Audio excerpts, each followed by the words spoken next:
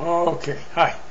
Well, folks, continuing on some of my experiences in the past, I'm going to go back to 1969 to around 71 when I studied with a Buddhist Vihara in Washington DC. Now, that was the Theravada approach. So it was a little different, a lot of emphasis on mindfulness, kind of simplistic. And I must say I was a young guy in my early 20s, and I was pretty obnoxious. I really put some of the monks to their paces, being very skeptical of rebirth, and they were very patient with me. I remember there was one, the main monk, Venerable Piyananda, says, well, I wrote an article on rebirth that answers all those questions. And I was thinking, what article can you write? I mean, how do you know about rebirth? And so that was kind of rude of me at times. At that time, I also worked in a college for a year, an experimental college, and I got a chance to teach, and I had the gall, the audacity of teaching a course in Buddhism that I should have not taught, because I didn't know very much at all, and I had things wrong and everything. But in any case, I did it one semester, and then he said I wouldn't do that for a long time, which I kept to until many, many years later. But in any case, the Buddhist Vihara was an interesting place. The Theravada approach, at least I think they're from Ceylon, it was very, quietistic, a lot of emphasis on shamatha. I don't really know if they knew about enlightenment or if they believed that lay people could achieve enlightenment, but they did teach us meditation. They had an interesting meditation room. They created this kind of paneled, just a large box was the room. It could hold several people, but we would shut the doors and it would be complete darkness. Also, when they meditated, they would close their eyes, and then they would follow the breath, but to the sensation in the nostrils.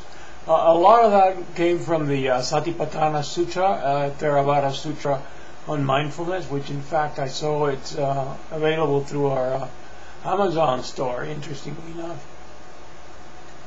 Include that title. I don't have it, I think, in the store, but you can go to clearlightvideos.net, and find the books there. We have an Amazon store that'll help us if you buy something there. It won't cost you any more. In any case, the Vihara was interesting. A lot of discussion, a lot of speculation. I remember one time going with a Catholic priest who actually became a canonical lawyer. Became quite an important person in Washington.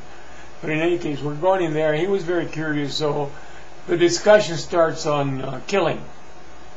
And, the ladies were saying, well, is it all right to kill somebody if you're being raped? Then, what kind of karma is it if you kill somebody?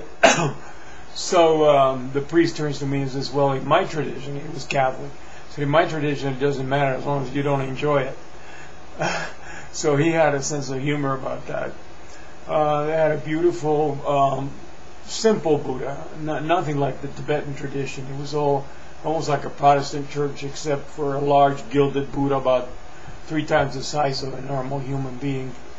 And I became friends too with the Venerable Gunaratana, Henepola Gunaratana, who has become now a national figure. He wrote a book, mindfulness, something or other.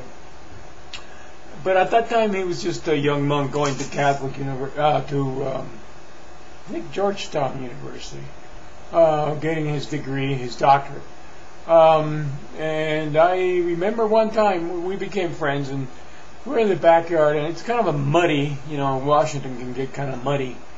And I see like a shape of an urn, a shape of, like a flower vase shape in the mud. And I look at it, and it was an inlaid wooden vase, or a vase, I couldn't believe it was just thrown in there. So the monk says to me, well, if you want to have it, you can take it home. So he gave it to me, and I took it home. I washed it, cleaned it, sprayed it with varnish, and then there was this girl I knew that said that she'll restore it for me completely. She took it, and I never saw the vase again. I can't remember if I saw her, but 19-year-old girl, one of those people that are not too fazed by criticism or whatever. So there went my ways. Just, I guess you can get too attached to things. I went there for a while. I wrote an article. I remember being, very unclear, of course, as you are when you're beginning, about the traditions. So, I wrote in the article things like why did Bodhidharma come to China, which I didn't know what it meant either at that time. And I really had no sense of, the difference between Theravada and Zen and whatever, let alone Tibetan. So it was kind of a mixed experience. I didn't really like it a whole lot. Like I said, I didn't get a lot out of how they presented the teachings. There was no real dynamism. I think at least the Ceylonese school, it's kind of set in its ways. It's not that different from Catholicism in some of the European countries, I would say, or maybe in Latin America. Just more habit, ritualized habit, and a lot of moralism, and the monks are preeminent. The monks are everything, and it's almost like they don't believe you can become enlightened unless you're a monk. And then a lot of emphasis on trance. They would talk about, this monk stayed in a trance for 3 days. And folks, so what? Those are technical things. Those are little psycho tricks. So forget about the trance, So anyway, that was the experience with the Vihara, but I'm very grateful because it got me started. And after that is when I started practicing Zen. So until then, until the next one, I wish you well. I hope your practice is progressing. Tashidelek.